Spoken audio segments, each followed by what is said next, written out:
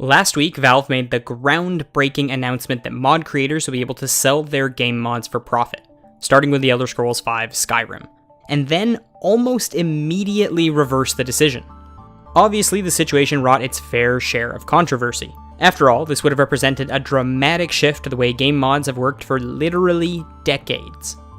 I'm not an avid user of game mods, and I know that the fervent members of the community seem to be largely glad that Valve and Bethesda have backpedaled on their decision. But I do want to talk about what it looked like from the outside, about the methodology behind why selling mods could have been a good thing.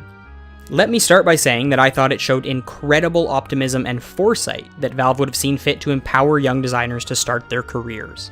For the most part, people don't like to hear that services they've come to expect for free are being taken away from them, but of course, mods were never a service to begin with.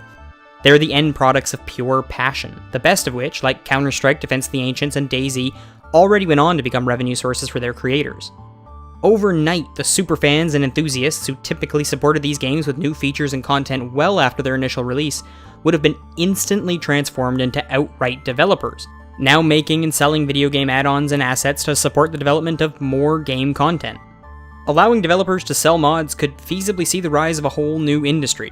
We all love the story of garage developers who create the next big game or app, but we don't hear about the failed projects, all the bankrupt upstarts.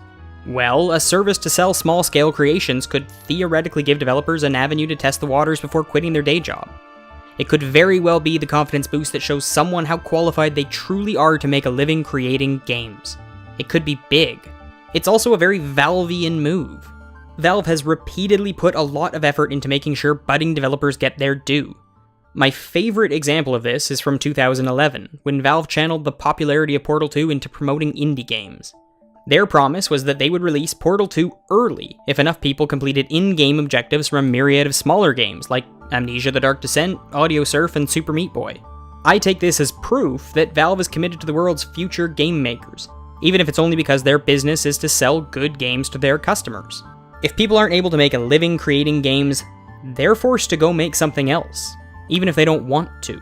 In the case of selling mods for profit, there's a pretty complex legal question to deal with when it comes to who owns what. Mod makers often share assets and labor, which is a tougher pill to swallow when money is involved. But really, the very concept of people modifying a game to add or remove features has always been a pretty gray area legally. I have to have faith that for the same reason publishers let modding happen to begin with, they would continue to play ball if mods were being sold for money.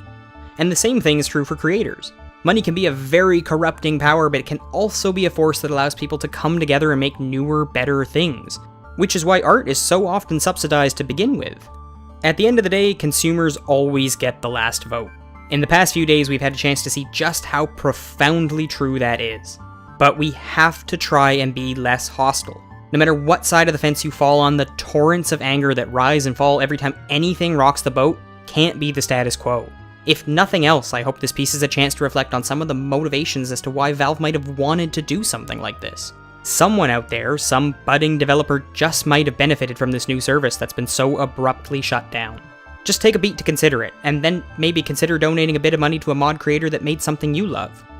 And on that note, if you love this show, you can find more of our stuff on castlecouch.com. And if you'd like to donate to our plight, there's information in the show notes. Thank you all so much for listening, have a great week, and keep talking about games. They're the best.